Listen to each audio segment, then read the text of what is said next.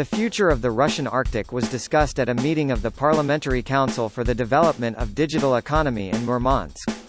The nearest plans are to create a backbone network of intelligent data processing and storage centers, a digital platform for the development of tourism and support for small and medium-sized businesses.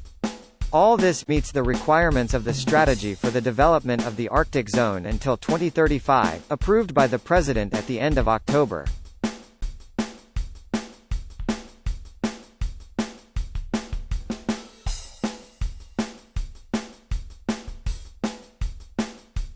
Today more than 400 Russian peacekeepers arrived in Armenia by air, and are advancing to the drawn-up contact line between Azeri and Armenian troops in Nagorno-Karabakh and along the Lachin corridor with its command center based in Stepanakert. The areas of work of the peacekeepers are clearly defined in the text of the joint statement of Vladimir Putin, Ilham Aliyev and Nikol Pashinyan.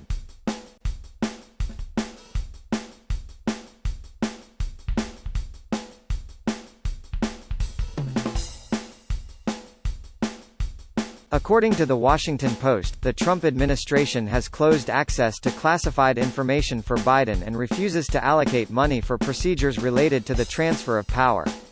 Because of this, the Democrat politician, for example, cannot provide a secure connection for telephone conversations with foreign leaders.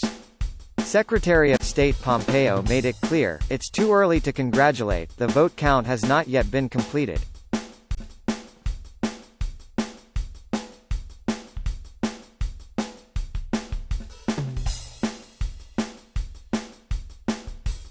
Estonian Minister of Interior Affairs Mart Helme a couple of days ago, in an interview on radio, questioned the veracity of the presidential elections in the United States, and also called Joe Biden and his son Hunter corrupt.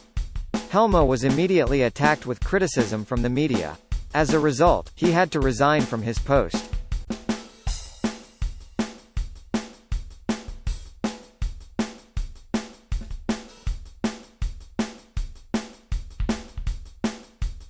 International Conference on the Return of Refugees and the Reconstruction of Syria opens in Damascus today. The forum, organized by the leadership of the Arab Republic, will last 2 days. Many delegations have already arrived in Damascus. The conference will bring together representatives of international organizations, the UN, the Red Cross, diplomats from almost 24 countries. At the moment, almost 6.5 million Syrians are forced to stay outside the country.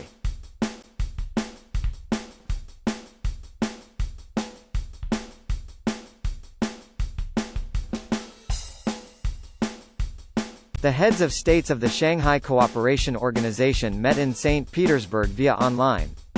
Although the coronavirus changed plans, the personal meeting was cancelled. This did not reduce the number of issues for discussion, on the contrary, there are more problems in the world, even in addition to the pandemic.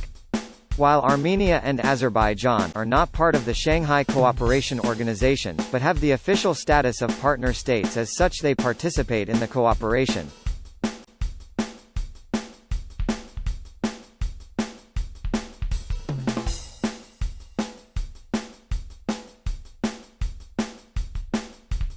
The announcement by Pfizer early on Monday morning that its COVID-19 vaccine had proved 90% effective in trials produced a surge on Wall Street when trading began for the day and boosted markets around the world. S&P 500 index immediately jumped by around 4%. Meanwhile, the tech-heavy Nasdaq index fell by 2.2%. The bifurcation in the market reflects a turn by Wall Street investors to so-called value stocks, those companies that have been hammered as a result of the pandemic, and are looking to a return to more normal conditions.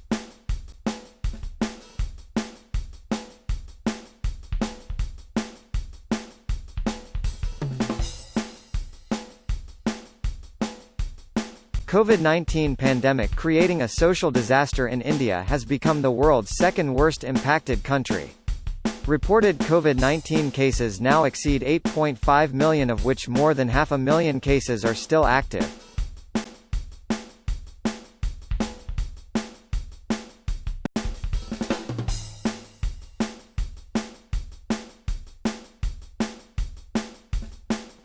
Luis Arce, of the Movimiento al Socialismo, assumed the presidency of Bolivia last Sunday.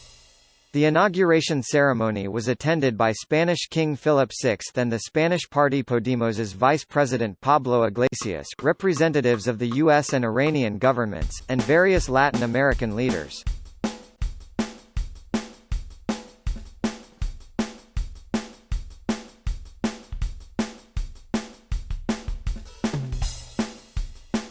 Hungary's family policy aims to better the country's population indices by encouraging young couples to have children and to support those couples who have already entered parenthood, Katalin Novak, the Minister for Family Affairs, said at the Second Hungarian-Polish Forum on Tuesday. Addressing a panel discussion, the minister said the biggest challenge facing Europe is the challenge of demographical decline.